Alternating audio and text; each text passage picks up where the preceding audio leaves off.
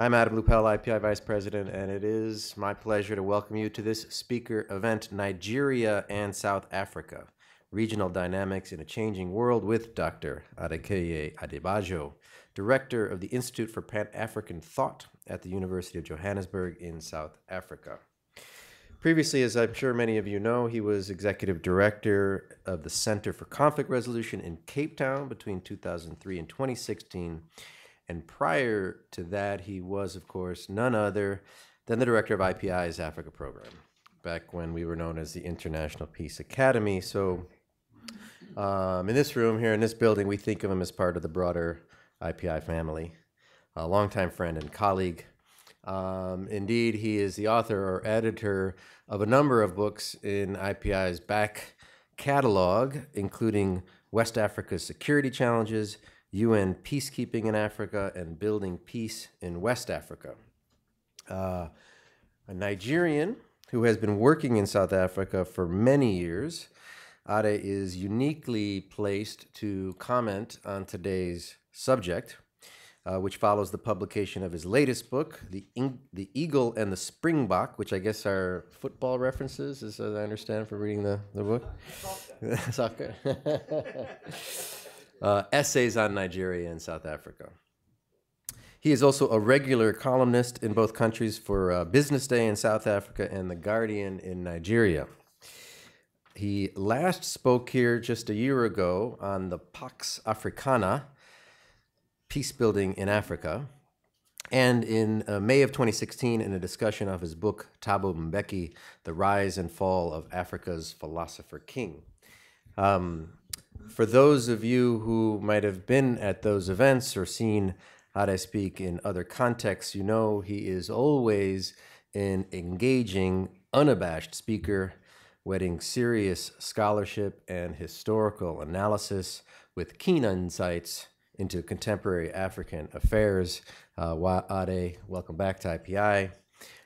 Before I hand the floor over to you to do your thing, I will pass it over to our friend, Ambassador John Hirsch, who will moderate this discussion. John, the floor is yours. Yep. So, Ade, welcome back. Great to have you here. And hello, everybody. Great to have all of you with us. Before we start the program, I just want to take a moment here on behalf of all my colleagues at IPI to pay tribute to Princeton Lyman, the former American ambassador to South Africa and Nigeria, and President Obama's representative to the South Sudan negotiations, who passed away unexpectedly last August. And in fact, Princeton appeared on a number of panels at IPI right here and was with us just about a month before he passed away. So many of you know Princeton, both from his career and from his participation in these events here. He really cared deeply about the future of Africa, and he was a major participant in regional and international efforts to end conflicts in Africa and assure a better future for its growing population, not least with his tremendous efforts on the South Sudan negotiation. So all of us here are going to greatly miss Princeton's insights and understanding on so many important African issues. And all of us here at IPI and all everybody in this room extend our sincere condolences to his widow and family. So as everybody here is aware, Nigeria and South Africa are undergoing major transitions while facing serious domestic and regional challenges, including ongoing regional conflict against Boko Haram in West Africa and the Sahel, while South Africa's majority population continues to face discrimination and poverty more than 25 years after the election of Nelson Mandela in 1993 as the country's first democratically elected president. The recent re-election of Muhammadu Buhari as Nigeria's president and the forthcoming parliamentary elections in South Africa may indicate the direction of potential continuity or change in these two major regional countries. Well, nobody's better placed to provide an analysis of these developments and these potential trends than Ade here. So I'm going to turn the floor over to you, Ade, and then I'll ask you a couple of questions, and then we'll have an opportunity for people here to offer their thoughts as well. So welcome again. Okay, good afternoon, everybody. Nice to be back again in the IPI fold, where I spent 5 wonderful years. And there are too many people here to be acknowledged. So as we say in Abuja, I'll just say all protocol observed. I thought it would be good just to give a bit of a summary of the book so that people know what's in it, and then do an update on some of the recent developments with the Nigerian election and the forthcoming South African election, and then hopefully we can have a bit of a dialogue. My discussant unfortunately fell sick, and there's a feeling that people are scared to debate me, though I'm not sure why. Nigeria and South Africa account for about 1/3 of Africa's economic might and have led much of its conflict management efforts over the last 2.5 decades. Both account respectively for about 68% and 60% of the economies in West and Southern Africa. The success of political and economic integration in Africa thus rests heavily on the shoulders of these two regional Gullivers who have both collaborated and competed in Africa's most indispensable relationship. The symbols that I use, as has been said, is based on 2 sports-crazy countries. The eagle is the Nigerian soccer team, and the springbok is the South African rugby team. As a Nigerian who has lived and worked in South Africa for 15 years, I think I'm particularly well placed to write the book based on that kind of experience. Though Nigerians and South Africans increasingly visit each other, 48,000 Nigerians, for example, visited South Africa in 2015. 120 South African companies are based in Nigeria, and both trade more profitably with each other. Bilateral trade was about $4.5 billion in 2016. Both countries' citizens still have strong differences of views about each other.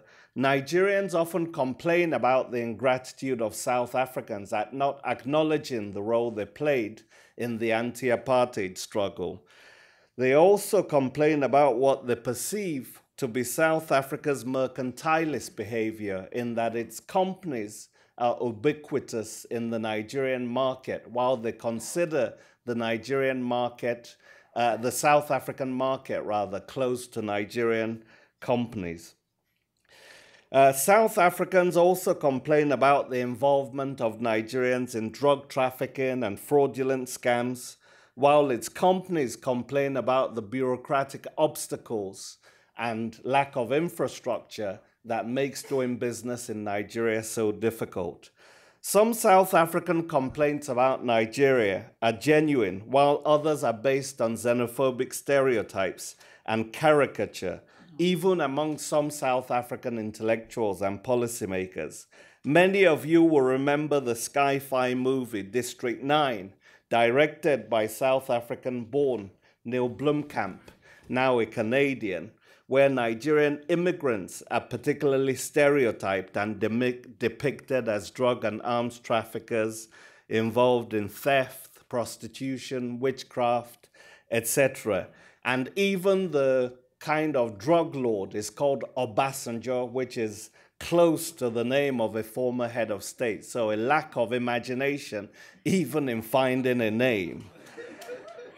It should be stressed, however, that the vast majority of Nigerians in South Africa are, of course, law-abiding citizens who contribute tremendously to South Africa's social and economic life.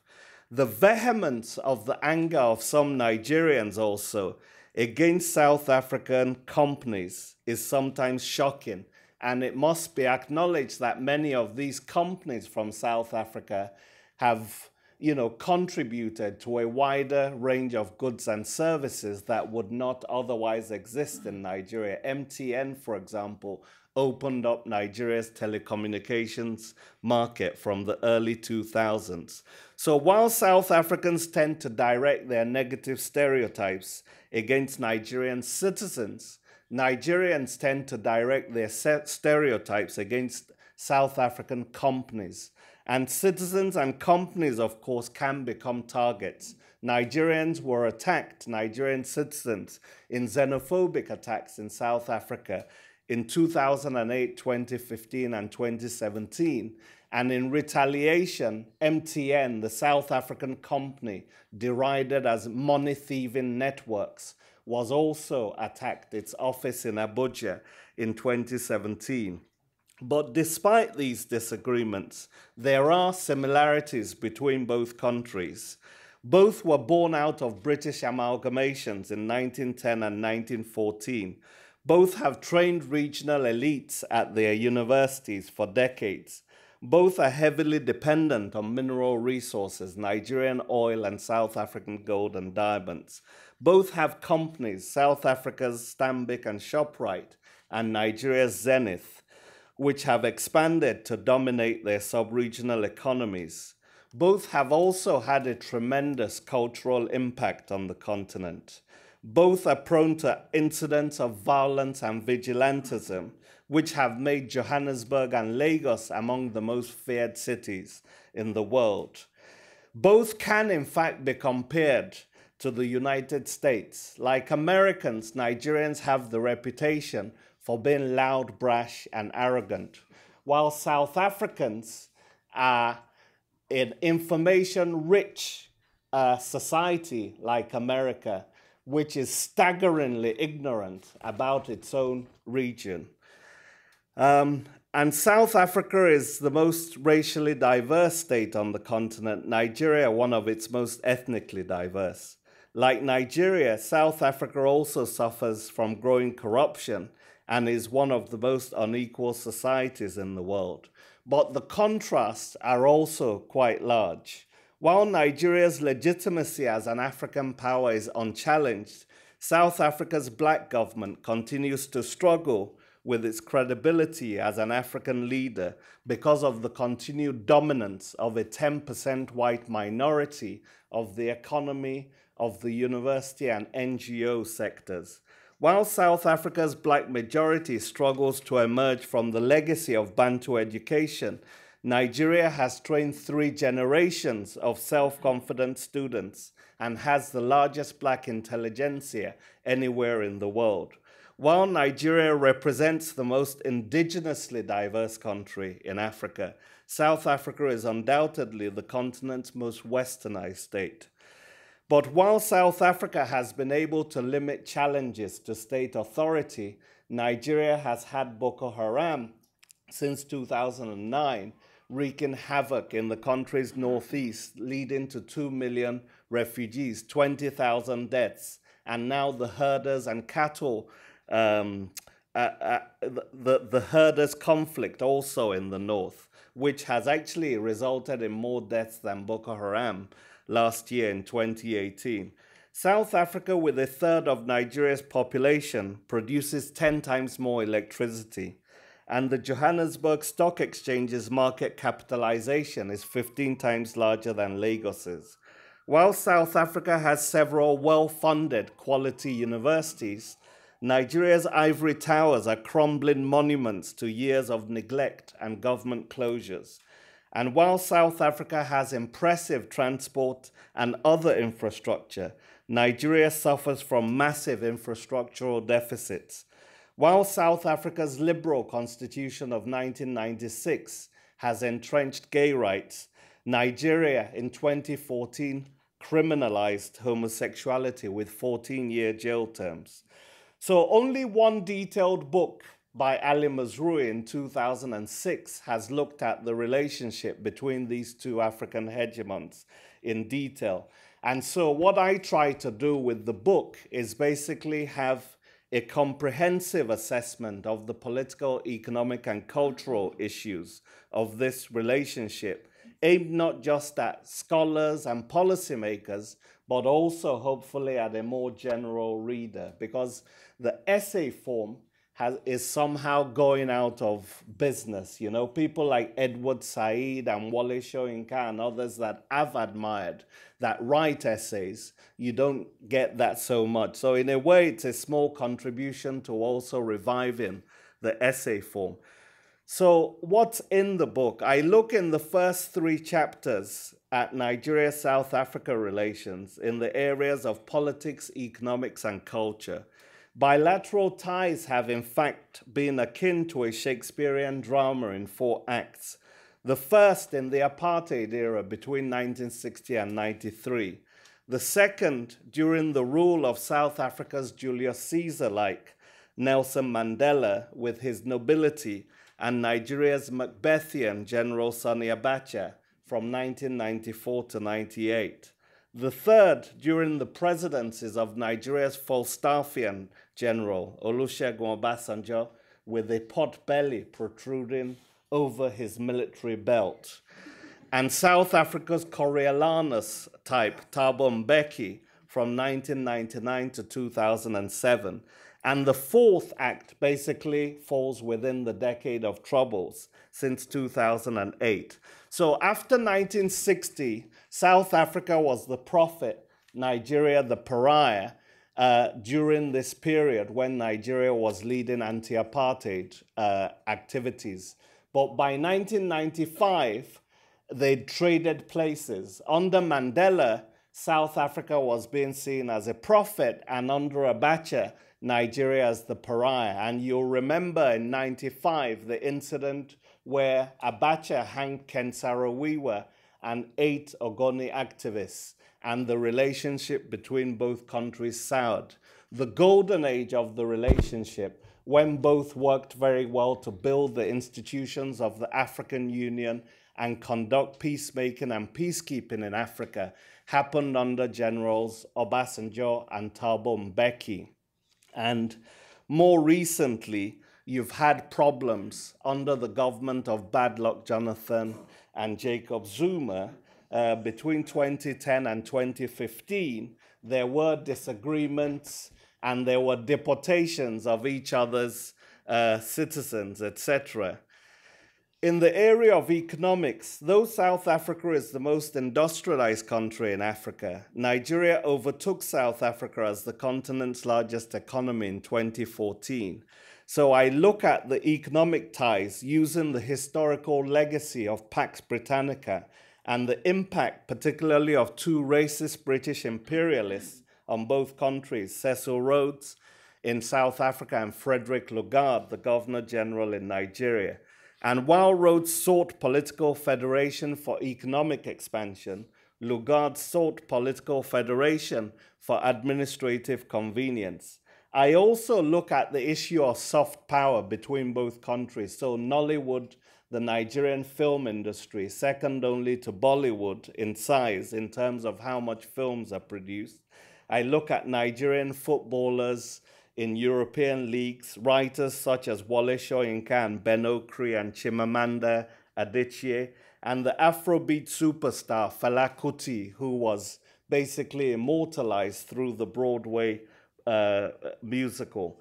South Africa's soft power is also seen in the 4 Nobel laureates Luthuli, Tutu, Mandela, de Klerk, Nobel laureates Gordima and Coetzee, and the fact that Tsotsi, the South African movie, won the Best Foreign Oscar, and it also has its own Hugh Masekela's and Lira, and of course hosted the first African World Cup in soccer in 2010. The second section of the book looks at issues of hegemony in relation to Pax Nigeriana and Pax South Africana, and looks at the leadership role of both countries in Africa. And then in the third, the essays look at prominent individuals. So we look at 4 prominent leaders, Mandela, Mbeki, Obasanjo, Abacha. And we also look at what we call visionary technocrats, Adebayo Adedeji in Nigeria, South Africa's Nkosazana Dlamini Zuma, and Nigeria's Iron Lady, Ngozi Okonjo Iweala. Chair, I'm going to round up by just looking at more contemporary issues, which I think will at least help us situate our debate in context and some of the issues the UN community is more interested in. Nigeria held its sixth presidential election since 1999 in February, with two leading septuagenarian candidates, Muhammadu Buhari and Abubakar Atiku, traversing the country, spreading apathy. This was the third election in a row that was postponed before polling started, reflecting the state of gross decay of many of Nigeria's denuded institutions. Only a third of the prospective 82 million voters actually took part. So the amount of voters declined from 44% in 2015 to about 34%, even at a time when Nigeria has overtaken India with six times the population, of having the largest number of extremely poor people in the world at 87 million. And I think we have to look at kind of the implications of that, both the stay away and the apathy and these growing problems of conflict and poverty that are root causes of several of the problems. Buhari's economic recovery and growth plan envisaged tackling Nigeria's large infrastructural deficit, aiming to create 15 million jobs and achieve 7% growth rates by 2020.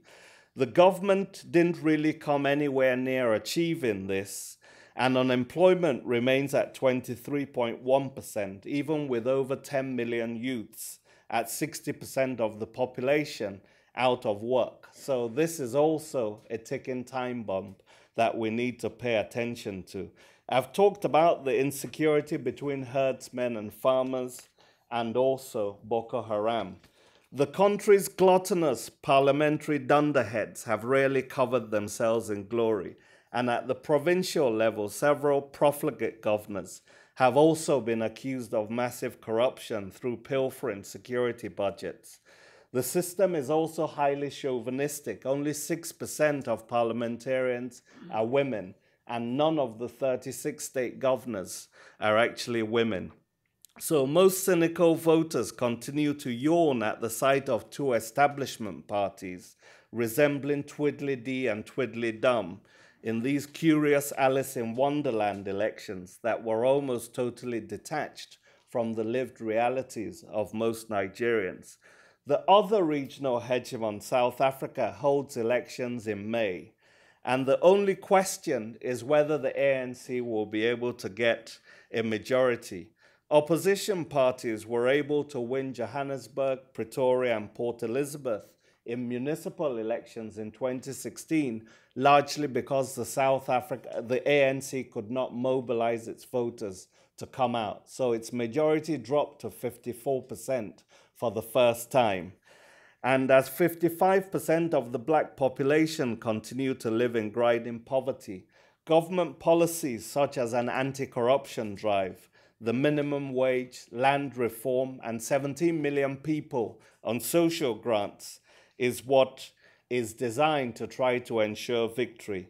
The ANC will probably stumble across the finish line, but I think Ramaphosa needs to have a 60% majority to be able to basically assert his control over a party which is still quite divided as a result of his wafer-thin victory at the ANC presidency in Nasrec. The best outcome for the bilateral relationship is therefore a comfortable victory for Ramaphosa after Buhari's own comfortable victory that can allow both parties to help develop this relationship. As South Africa continues its 2-year tenure on the Security Council, Nigeria continues to chair the Special Committee against Peacekeeping operations and is about to take on the General Assembly chair in September. Both countries will need to coordinate closely, not just in New York, but in strengthening the AU, SADC, and ECOWAS, and finally trying to bring about the appearance of the African standby force that has been promised for a decade. While the relationship between Nigeria and South Africa remains potentially the most indispensable for Africa's socio-economic transformation, many tensions still remains, particularly over visas, where countries are restricting business people and visitors from each other's country. And we need to institutionalize the relationship so that it doesn't depend too heavily on the personal relationship between the leaders, as happened between Obasanjo and Mbeki. But whatever happens, the relationship will remain indispensable for the success of what Kenyan intellectual Ali Mazrui described as a Pax Africana, a peace created, consolidated, and cultivated by Africans themselves. So the Nigerian eagle must soar and the South African springbok gallop in sync if Africa is to be reborn. God bless Africa. And just to remind everybody very, very briefly about the four contexts that he just laid out here. So we heard about the apartheid era from 1960 to 93, when Nigeria championed the South African liberation struggle, the era of the mid-90s with Mandela as president of South Africa and General Abacha as head of state in Nigeria, deeply marred by Abacha's hanging of Ken Saro-Wiwa. In parentheses, by the way, I was the ambassador in Sierra Leone at that time when Nigeria, together with Guinea, was responsible for bringing back President-elect Kaba. Kaba. And I remember vividly Abacha playing in the stadium in Freetown and getting the only round of applause in his life voluntarily from the public that was there. That was extremely striking. And in fact, in parentheses in your book, you kind of acknowledge his role there. You then highlight the golden age of 1999, 2007, when Mbeki and Obasanjo collaborated together, managing a host of African conflicts in Cote d'Ivoire, Libya, and Guinea-Bissau. And then you end up with the present time frame with weak or uncertain leaders in both countries, Goodluck Jonathan and Jacob Zuma, and now Ramaphosa. So first question I want to ask you is whether you believe that Buhari and Ramaphosa will be able to work together in the coming years. Do you see any prospect at all for closer collaboration as in the Mbeki-Obasanjo era? You want to offer a comment on that? Sure. I think they've established quite a good relationship. Ramaphosa has already traveled to Nigeria and met with Buhari and also met with him on the sidelines of the General Assembly. I think they need each other because both economies are currently going through difficulties, and there's a general recognition that the leadership that we saw in Africa under Obasanjo and Mbeki has been somewhat missing in the last few years. And the institutions that were also established of the African Union haven't really functioned as effectively. NEPAD, African Peer Review Mechanism, the Pan-African Parliament, as was envisaged. Even the AU Commission itself, the Peace and Security, I think, has been quite active and dynamic, but not many of the other institutions. So I think there's a general recognition that they need each other to be able to provide leadership within the continent, and they also need each other to be able to boost their own economies and thus be able to contribute to economic integration in Southern and West Africa. So this links up to my second question. In this room yesterday, we spent 2 hours talking about the evolving relationship between the African Union and the United Nations right here, imagining and seeking to resolve conflicts on the conflict. So I'd like to get your comment on how you see the role of South Africa and Nigeria in seeking to strengthen this continental relationship between the AU and the UN, or is that not on their agenda? I think it's very much on their agenda. The 3 times that South Africa chaired the Security Council, it was on there 2007, 2008, and 2011, 2012. It focused in a very specific way on the relationship between both councils and was, I think, quite instrumental in ensuring that both councils meet annually, and I think it now rotates between Addis and New York. Right. So that division of labor between both organizations is something that I think South Africa has championed, and they've made a lot of signals that this is something they're going to continue focusing on the 2 years that they're on the Security Council. And I think Nigeria chairing the Special Committee on Peacekeeping and having the presidency of the General Assembly, they can at least complement each other in making sure that this complementarity is actually realized. So my third, these are all interlinking questions in my mind, is the question of the role of the United States under President Trump in all of this evolving relationship between South Africa and Nigeria. So last night we heard about the withdrawal from multilateralism, as it is often expressed, as the approach of the United States, so less involvement in Africa. So will this very different American role, basically a significantly reduced engagement in Africa, create more opportunities for South Africa and Nigeria? Or is it, not so relevant to what the 2 countries are likely to do in the next 2 or 3 years? I don't think that the role of the U.S. has changed that drastically in Africa. We still have a U.S. military presence in 21 countries in Africa. We still have drones being deployed in Somalia and in Mali. I think even your legislators, your senators and congresspeople were surprised to find there were U.S. soldiers in Niger. So I think one shouldn't underestimate how institutionalized U.S. policy towards Africa has been. And that's not just during the so-called war against terror, where George W. Bush established anti-terrorism task forces and started providing training to African militaries. But it actually expanded under our brother, the Kenyan Kansan, Barack Obama. It expanded quite exponentially, and many of these deployments were put in during Obama's time, and also the increase in use of drone warfare. So I think that's important to recognize. Having said that, the president has traditionally not really been the one, and you know this, John, having served in Africa.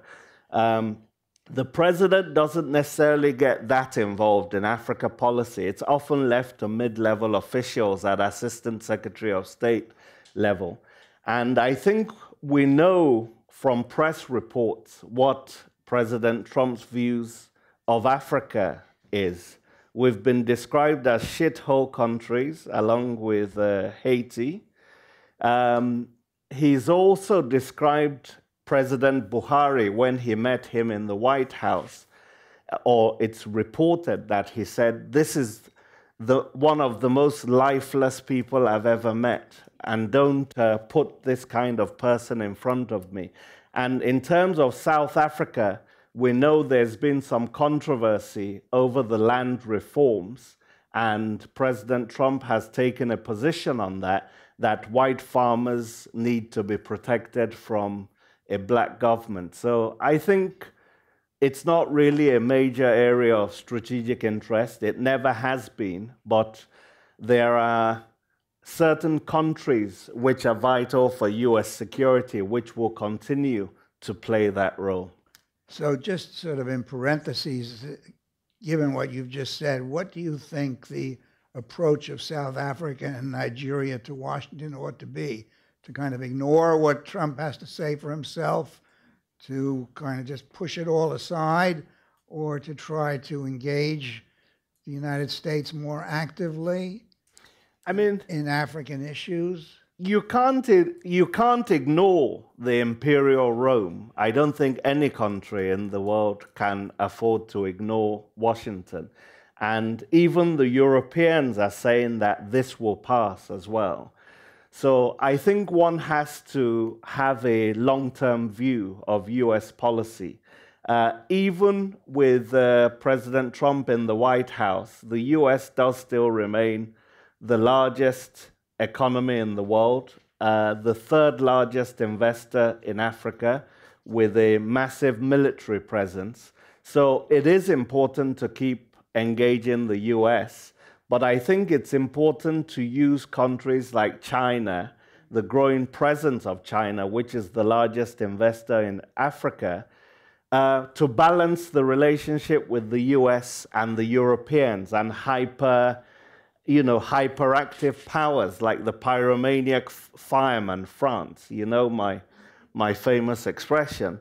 Africa needs to play grown-up politics and actually define its own interests and try to balance this presence. You can't ignore the US presence in Africa. It's there, and it can, in some cases, be used to Africa's own advantage. So I think that's what we need to be doing. But South Africa and Nigeria cannot ignore the US even if they wanted to. Great. So I'd like to open the floor and take 3 questions at a time. Please, no speech, a short question, and if you could identify yourself. So the lady there gets the first question, and then the gentleman right there. Thank you very much. Good afternoon. My name is Joanna Meyer. Although I'm from neither country, I'm from California.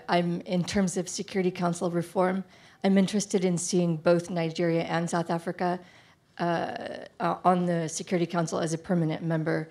If we could compartmentalize and leave aside other member states' interests in whether this happens or doesn't, what do you suggest Nigeria and South Africa do, or what do you think they need to do in order to have this position? Thank you very much. Should we take a few? No, let's take them one at a time. Okay. All right. The chair has spoken.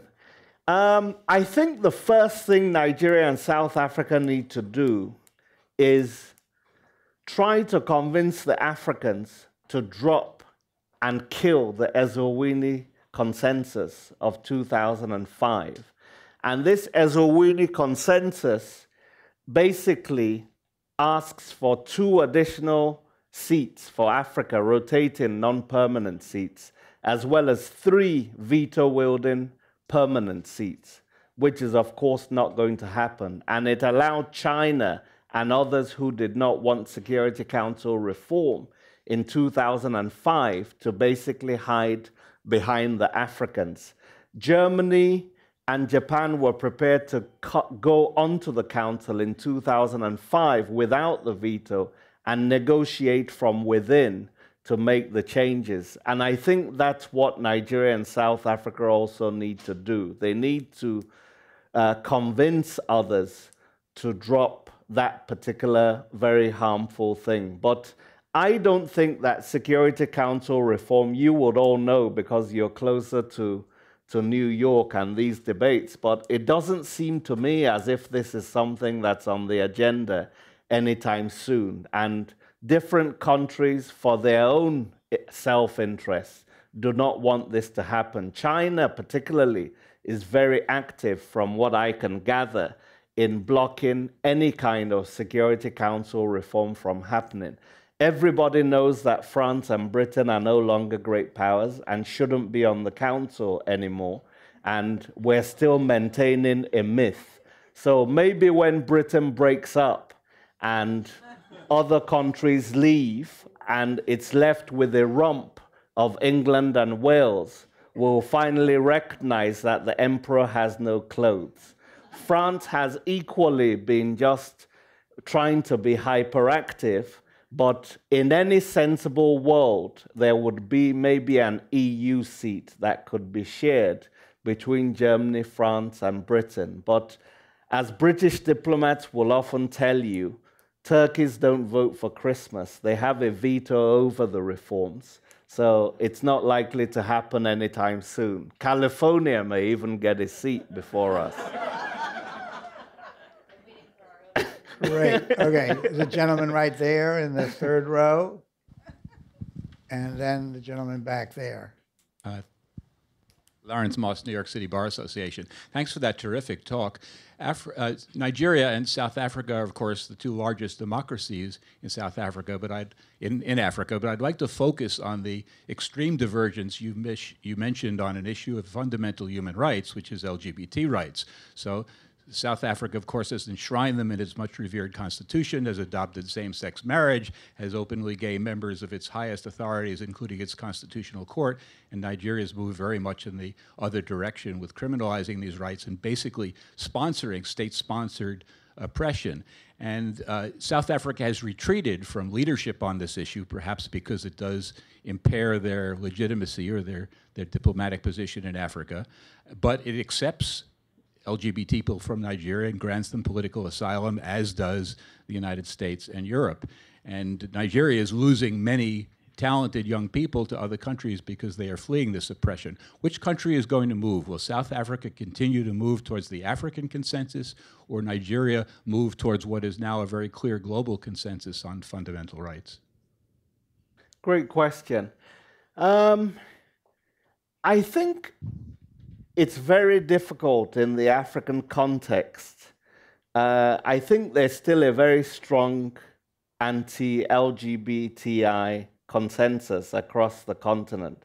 Some of it fueled, of course, by the Pentecostal churches, which are ubiquitous across the continent. And of course, Islam, which is also a co-religion, in much of the continent, in maybe the half of the continent, is also not necessarily embracing of it. I don't therefore think that it's going to, you get some small victories like in Kenya where things move forward despite some of this homophobia that I'm describing. But I don't think you're going to get movement on this in South Africa's direction anytime soon. I think that the consensus will remain with the majority of countries, and that's why South Africa sometimes keeps its head down in institutions like the UN Human Rights Council, not wanting to break with African consensus and leaving it up to the Europeans and others to basically take the lead on the issues. There's still very much resistance within Africa and African diplomacy to progressive rights on this issue. He's a journalist. Thank you. My name is Manik Mehta. I'm a syndicated journalist. You spoke earlier about... What is a syndicated journalist? I'm a columnist. Oh, okay. Like the Saudi Arabia guy. Well, I'm not so fortunate as the Saudi guy. I prefer to stay in New York. Okay. But jokes apart, you spoke earlier about China's investments in Africa.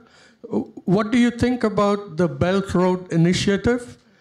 Do you think that it's a purely commercial project, or does it also have some security undertones, considering that China has set up bases in Djibouti and is also trying elsewhere? Thank you. If I could just add to that, the China thing. My take on this is that China has an Africa policy, which it knows what is, but I'm not so clear about whether African states have a China policy. So could you kind of, whether they know what's happening?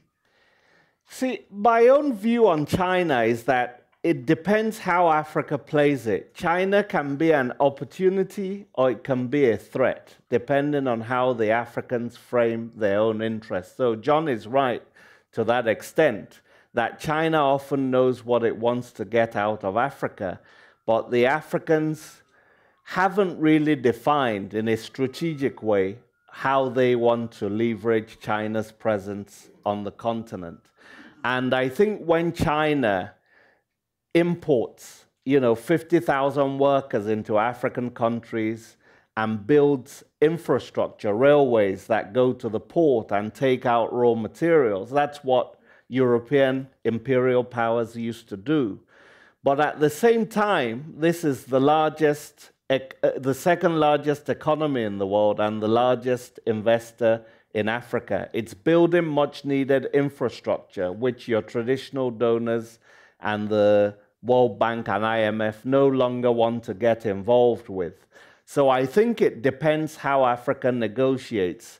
The Belt and Road Initiative, you have to look at how other regions are also engaging China. So Germany and other countries joined the Asian Development and Investment Bank that China set up, even in the teeth of US opposition to them joining. Italy has recently joined the Belt and Road Initiative. So it's a bit hypocritical to tell Africans that they shouldn't engage with China while Germany is making huge amounts of money from its bilateral trade and engagements with China. I think it's just engaging with China in a grown-up way where we have our eyes open. But there's no reason absolutely not to take advantage of those opportunities that are there. So let's take another round here. 1, 2, and 3. So this gentleman right here, I believe. Yeah.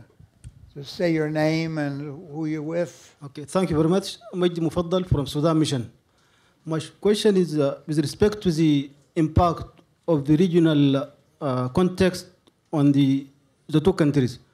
In West Africa, we have the challenges such as desertification, we have issues of terrorism, while these issues are not very clear in the southern part of Africa. So we want to see the impact of the regional environment on the countries internally in both countries, and also on their relations with the other countries in the region and in Africa. Thank you. Yeah, I think it's an excellent point. I mean, the point that I made during my presentation is that, whereas you have like a Boko Haram and the Islamic State West Africa province and even to some extent other movements in eastern Nigeria challenging state authority in the Niger Delta as well, you don't have that in South Africa. You might have service delivery protests, so it's a different region. The other issue that I think is important is that France is an African power in West Africa, and you don't have an external power playing the same kind of role in Southern Africa to challenge South Africa's hegemony. But if you look at what happened in Mali, if you look at Côte d'Ivoire, it's France that is actually trying to mobilize those countries in West Africa as a force to fight terrorism across the Sahel. And Nigeria hasn't really been able to respond in the way that you would expect an effective hegemon to respond. So I think in some ways South Africa has more latitude within its own Southern African sub-region at if you like, projecting its power. But due to historical reasons also, the fact that the apartheid army destabilized the region, South Africa tends to tread carefully in terms of how it engages the region. But you're right, there are different threats in each region, and that has affected the different hegemons in different ways in terms of how effective they can be. Yeah. And then we'll come back over here. Thank you. My name is Dr. Dairo. I work for UNFPA, and for people who might not know UNFPA, UNFPA is the UN agency that works on women's health, family planning, and youth development. But I'm going to speak on economic aspect. I want to say thanks to you for the book because the analysis is excellent, And you ended it on the part of South Africa, Nigeria trying to improve their relationship, including economic aspect. I would also like to have your insight on how do you think both countries can work together to improve intra-Africa trade with regard to development in the continent, because one of the major issues of that continent is the poverty and the adverse effect that it really has on the development of the continent. Yeah. So we really appreciate if you can give a bit of insight on that. Thanks. Your book, a lot of work is gone into it, but I hope the cost is affordable, because once something is strong like that, people might not be able to afford it. Maybe you can have it available for us to buy too. We're selling this book for $20. Okay, good. Is that good. Affordable? Very, very. Within New York standards? Yes. And it's going to be available. It is available out in the lobby on the right. Okay. In the back. Okay. Would you like me to answer, John? Yes, please. By the way, you're not asking a lot of women to come in. As soon as the women raise their hand, they'll get to... There are many of them, John. Why don't you, Ade, Ade, let's bring in the women back in. Let's take his question, and then these ladies can come in. Okay, so you want me to respond? Yeah, please. Okay, so excellent question. I'd expect nothing more from a UNFPA bureaucrat. I think you've hit the nail on the head, because Africa is the only continent with 16 landlocked countries. Intra-regional trade in Africa is only around 14%. And we're basically getting stuff out of the ground and sending it abroad to be returned as finished products. That's been the story of Africa's history in the last 6 decades, and maybe going much further. And I think I said at the beginning that Nigeria accounts for around 68% of West Africa's economy, and South Africa accounts for around 60% of Southern Africa's economy. So if you're going to have economic integration in each sub-region, with states taking advantage of economies of scale, because there are many countries, as I've said often in this forum, that really cannot go anywhere. You know, a Benin, a Togo, a Lesotho, a Swaziland, they can be easily just erased from the map and nobody would notice that they're there. These are not countries. These are territories that can only really progress if they harness their efforts to larger economies. It's the same in Europe with countries like Luxembourg and Liechtenstein and other countries as well. So I think it's important, though, that we have leadership in those countries that have a vision of how regional integration can work. When Nigeria set up ECOWAS in 1975, under the visionary leadership of Adekeye Adebajo, who was the Minister for Economic Reconstruction at the time, they had a vision of what they wanted economic integration to look like in West Africa. And it was also partly to reduce the role and influence of France over those smaller Francophone countries. And so they were prepared to build highways, to build factories in those countries, to even take measures and provide stabilization funding that could discriminate against Nigeria temporarily in order to allow those countries to develop and step up. We've got to encourage those sorts of things as well. And one thing ECOWAS has done very well is actually mobility within West Africa. You know, there's visa-free travel, and it's one of the most highly mobile regions in the world, I think at 68%. South Africa has to do the same thing. You know, the Southern African Customs Union was set up in 1910. It's one of the oldest customs unions in the world, older even than many that were set up in Europe and more industrialized parts of the world. But it hasn't created a single cross-border project in its whole history. And those countries are accusing South Africa of mercantilist behavior, blocking a cement factory in Namibia, blocking a vehicle assembly factory in Botswana. So as long as countries like South Africa and Nigeria don't have a vision of economic integration and how to help the countries in their neighborhood industrialize, we're not going to go anywhere very fast. And I think in the other sub-regions, you also need hegemons, because it's not just about Nigeria and South Africa.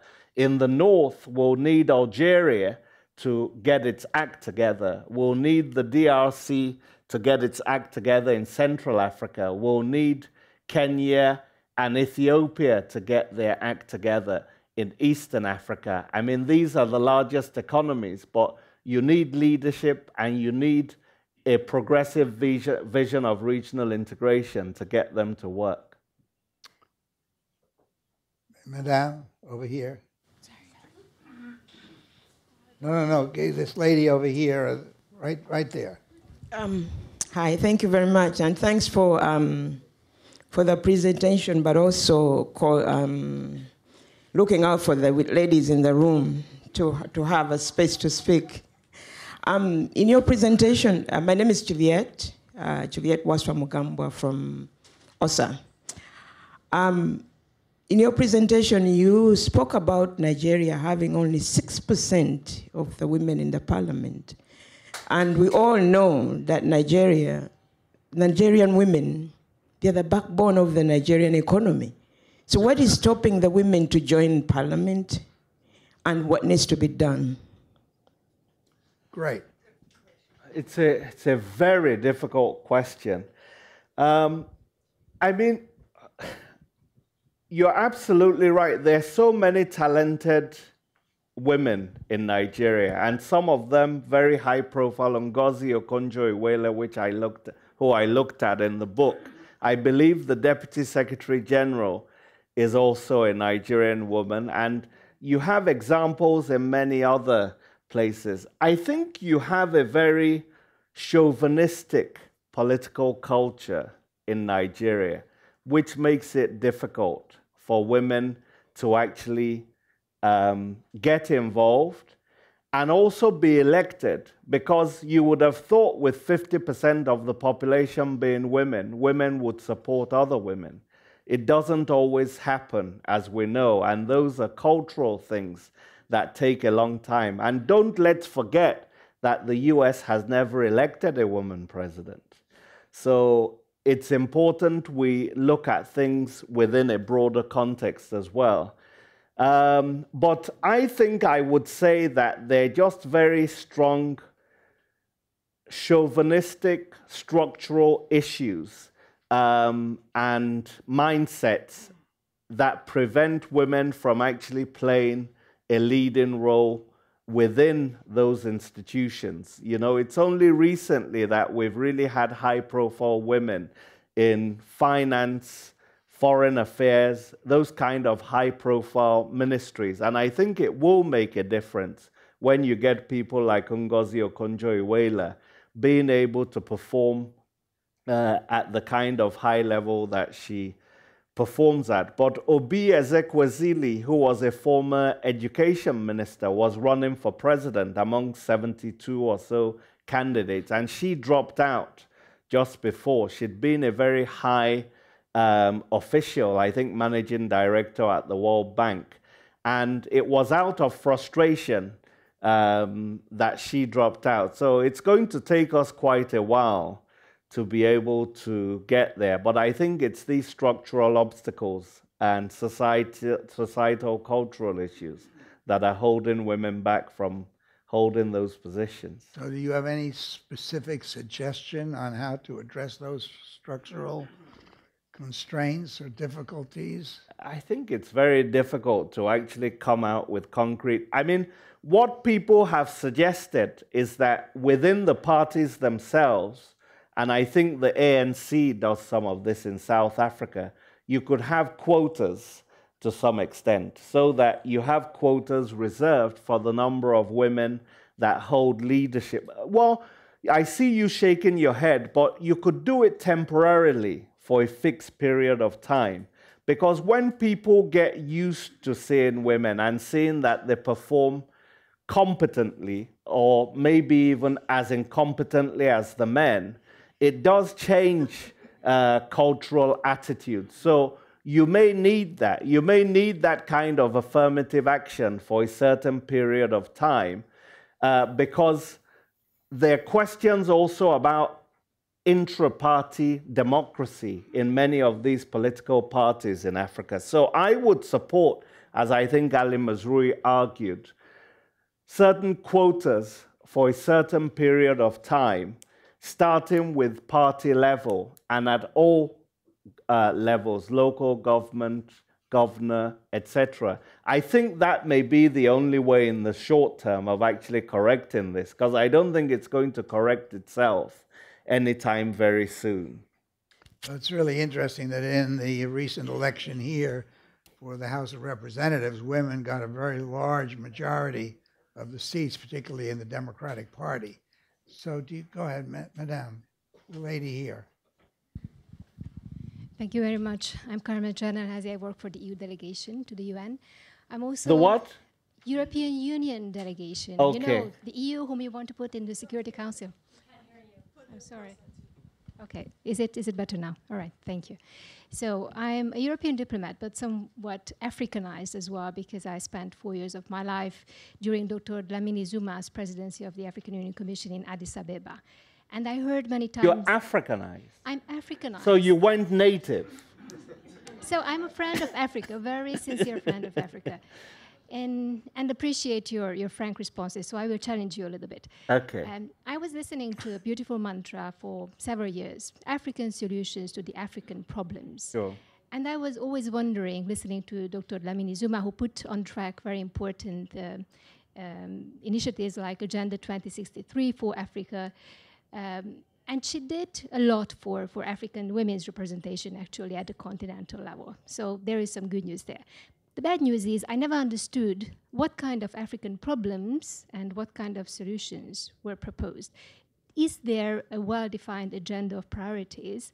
And what is the role of the Big Five, where Nigeria and South Africa are Big Five in Africa, in defining that kind of an agenda? And last but not least, with what kind of resources, which is a battle. It's an everyday uphill battle here in New York as well, because we don't have agreements on C-34 negotiations because of resources. We don't have agreements in other General Assembly bodies.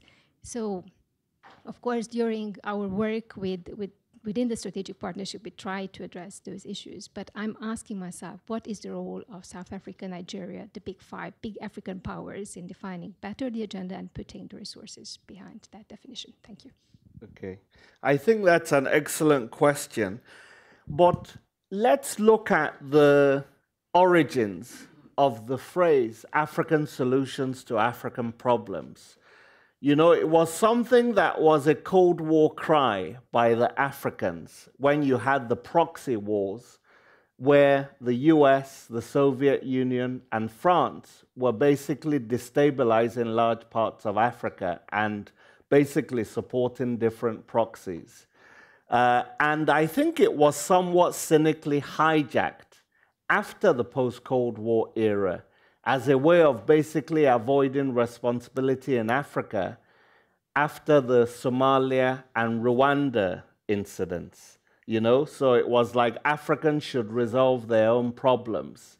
But how do they address their own problems when, two things I will say, a lot of these problems were created by external actors, and two, when the capacity simply is not there, with regional organizations having been set up to promote economic integration and development, being forced to adopt security roles as a result of powerful UN Security Council member states not wanting any peacekeepers to take part in African missions. So I think we have to look at African solutions to African problems within that. But I think the point you raise is also an important one, and we have to take our own responsibility within Africa itself.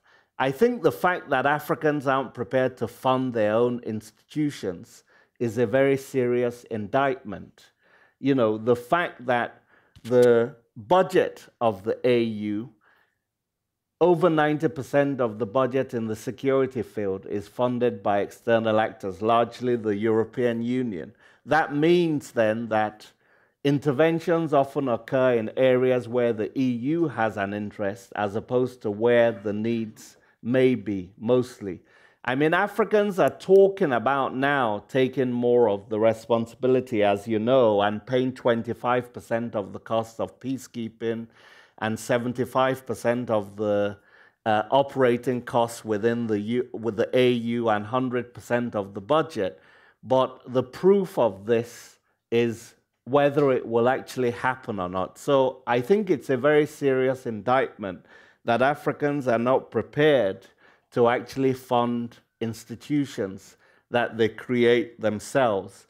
And in terms of a vision, I think there's a lack of vision across the continent. I mean, you can criticize Thabo Mbeki and other leaders that tried to come up with the vision of the AU, but at least there was a vision which they were trying to build institutions around.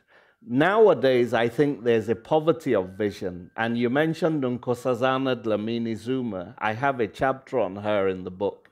And I look at Agenda 2063.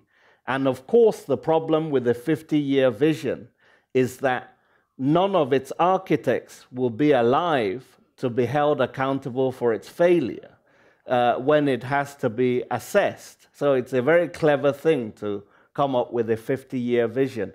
But I think the kind of euphoric ideas also in Agenda 2063, you know, increasing intra-African trade from 14% to 50% in 30 years, silencing the guns by next year, I don't think that's what I would see as a vision. And so I think the lack of a vision and the lack of commitment also to kind of fund our own institutions is part of what is holding us back. But I don't want to let external actors off the hook either, because there's a lot of cynicism among external actors themselves. And one example that all of you will be aware of here is that in 11 out of 12 cases, African cases on the UN Security Council, the pen holders are Britain, France, and the US. And that's absolutely appalling, because that means then that the agendas and the decisions on those resolutions are basically going to reflect the interests of those three powers rather than the interests of African states themselves. So South Africa has committed itself to at least trying to co-write resolutions on the DRC and others. And I think some of that heavy lifting needs to be done by more African countries, including your Côte d'Ivoire on the Security Council. So that's just a few things. You need to take away the pen from the P3. So we've got just a minute or two left here. The lady in the back of the room there. My name is a Hai. short question and a short question. Right, my name is Hailing. I'm from China. I'm very interested in the transportation What do you problem. mean from China? Well, From the I'm Chinese introducing- mission? Sorry? From the Chinese mission? No. You're directly from China? Yes. Fresh off the boat? Geographically, yes. Well, I'm Chinese. So I'm very interested in the transportation problem in Nigeria, and you mentioned there's a vast contrast between the transportation of South Africa and Nigeria. And also Africa is like the largest growing population country in the world, and in terms of its demographic transition, there's a huge future in it. So my first question is, do you see this demographic transition a hope, or are you scared of this growth? And also in terms of its transportation, what effect do you think this demographic transition would have? And also what major transportation problem do you see? So, and let's just take Yael's question and then synthesize an answer, and then we'll wrap it up. The microphone. You have the microphone. Thank you, sir. Very short. Thank you, Chair. My question is back to the women power question. Your answer was very insular, Nigeria. What about taking it from the Pan-African picture? What, to your mind, allowed other African countries to let women have more power as compared with Nigeria? We just had the Commission on the Status of Women here for 2 weeks, and hundreds, I would say maybe thousands, of African women were here. That's right. So Ade, can you sort of just answer briefly? Okay. Thank you. Very difficult questions. I now kind of wonder whether I should have let the women dominate the debate. Thank you, my sister from China. I think, 40% of the youth in the world in something like 50 years, this was Ibrahim Gambari's statistic, are going to be African. And it has potential to be an opportunity, but it can also be a threat to these countries. Because what we saw with the Afro-Arab Spring in Tunisia, Egypt, Libya, was basically the discontent of youths speaking out and using technology to basically try to affect change. It's no coincidence that over 25%, sometimes higher, 40% of the populations in those countries are youths. And what worries me, taking Nigeria and South Africa as examples, is that there's very high youth unemployment in both societies. And there's not enough thought being given to the fact that this could be a ticking time bomb for both societies. It could destabilize both societies. And you have to create jobs at a rate that can basically keep them stable. That's what you've been able to do in China in lifting over 400 million people out of poverty in the last 3 or 4 decades. I don't think we're doing that in a strategic way in our African societies. So I tend to be on the side of pessimism in terms of this youth bulge. I don't think that we're going to be able to create jobs quickly enough and develop technology and other sectors. Some of this is happening. There are lots of youths that, despite bad governments, are going ahead and doing really interesting things that are contributing to societies. But I don't think it's happening on a large enough scale to be able to stabilize societies. So I tend to be on the side of pessimism in that debate. And in terms of the issue of Pan-Africanizing this question, I use the example of the ANC in South Africa. So I wasn't looking just in an insular way at Nigeria. The ANC is actually an example where they've been able to have quotas to ensure that there's strong women leadership, both within the party and within cabinet. Of course, you then had a situation where a strong woman was denied the presidency of the ANC, in part because of her perceived closeness to her ex-husband, who she's divorced 20 years ago. So I think that this needs to be applied to other African countries as well. I don't think it's a solution that's just specific to Nigeria. Rwanda is always likened to tout the fact that it has the largest women, parliamentarians in the world, or one of the highest. But it's important not just to reduce this to arithmetic. Do they have power and do they have influence? But I think it's something that's going to take time. But you need societies culturally to readjust to the idea of having women leaders. And some of them, like the men, will be good. Some of them will be not so good. But I think that's one way that I can think about to try to Pan-Africanize this. Well, Ade, it's just been great having you here, and you bring a lot of thought and reflection, as well as your background and your experience and your writing. So first of all, on behalf of everybody here, thank you very, very much for your presentation. And secondly, again, the book is on sale out there for $20, which is all to the benefit of the University of Johannesburg. Yes. And he'll sign, I think. Yeah. Okay? If pushed, I'll sign. Pushed, he'll sign. Thank you all very much for coming.